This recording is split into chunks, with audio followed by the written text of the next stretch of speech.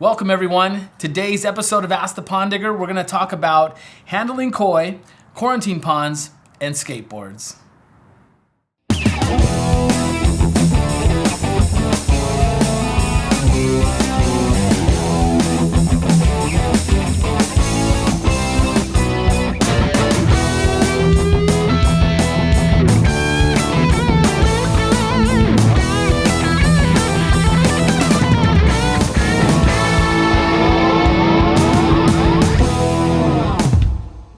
The first question I want to go after today is one that I've probably had like at least 100 people ask this question when we put out our $60,000 koi video, our koi discussions video.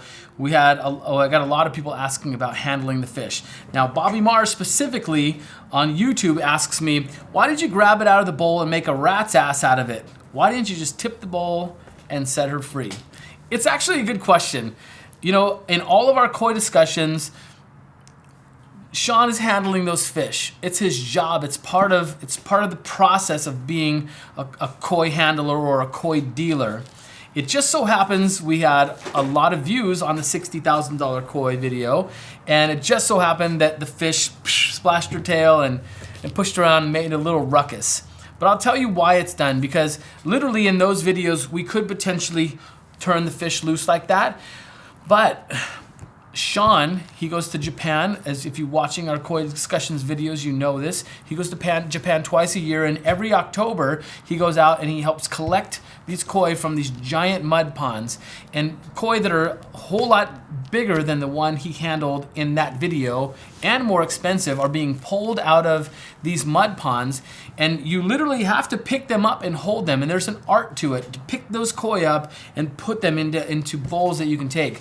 Now there's times when we bring fish from across the all the way from Japan, and the water that these fish are in is really awful. You have to quickly get that bag opened up, pour the fish into a bowl, and then pick that fish up and typically rinse it in another bowl of more clean water, and then introduce it into the pond. So there's a time when there's a lot of handling going on a fish like that. At koi shows, oftentimes you have to pick fish up like that for quarantine purposes, so you don't transfer stuff from one pond to the other. So it just so happens that the fish, you know, kind of do a little splash around. So it's actually a good question, but I get it asked a lot, and so I'm glad we finally got a chance to cover it on the show.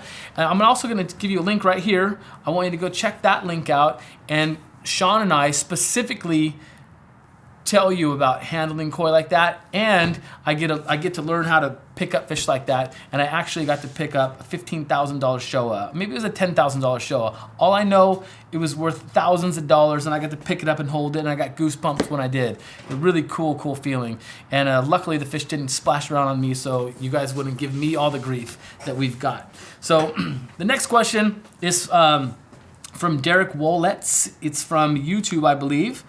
And he wants to know how he can make his quarantine pond kind of look like his real pond, like his real pond and his quarantine pond together to look all cohesive, like it's one big pond. And it's a fantastic idea, but I would encourage you not to do it, Derek. Listen, there's gonna be times, there's so many things that could go wrong. If your quarantine pond is too close to your collection pond, you could have, you know, let's say it rains real heavy and the overflow is not working right, and the pond fills up and water gets into from the quarantine pond to your collection pond. Let's say the fish jumps, and if it's too close, he goes from the quarantine pond into your collection pond, because in quarantine, oftentimes the fish, they're going to want to jump. If they have parasites and you're medicating, they want to scratch and move around and jump. So it's very, very likely that you could have some kind of transfer of either fish from quarantine to collection or water from quarantine to collection. So it's a dangerous task. I'll tell you that my best recommendation is to get one of those collapsible pools. You can set it up within minutes, get it full of water, and either, depending on the size of the fish and how many fish you're gonna quarantine, you could either have a small aeration system managing the water quality, or if you know you're gonna be quarantining, you can establish a good filter on your collection pond, and then take that filter over to the quarantine pond. set it up as an independent system, and when you're finished quarantining, put the fish over and take that quarantine pond down. I find that unless you're very serious about keeping koi, usually you'll set up, you might go through quarantine process for 6 or 8 months, you'll get all the fish that you like, and then you don't really need it anymore. So it's gonna be electricity that you're not gonna need to be using, a lot of cases like that. It kind of excites me that you want a quarantine pond like built in, so it means like you're really gonna maybe quarantine fish for your neighbors, your friends, the people in your koi club. I mean, it sounds to me like you're pretty dedicated, and I think that's great. But some of the top koi guys that I know have collapsible pools for doing just that, okay? The last question of the day I got off of YouTube, and it says, is that a skateboard hanging on the wall behind you? I thought you'd never ask. Yes, it's a skateboard hanging on the wall. And I'll tell you, skateboarding has been a pastime of mine for a long, long time. I've been probably into fish as long as I've been into skateboards. I started skateboarding when I was like 7 years old, and I've always kept it up. I will tell you, I took a long break. I took about 20 years off and just a little skateboarding around the beach or something like that on a longboard. But my son got back into skating, and all these skate parks are popping up all over the place. I have a passion for skating pools.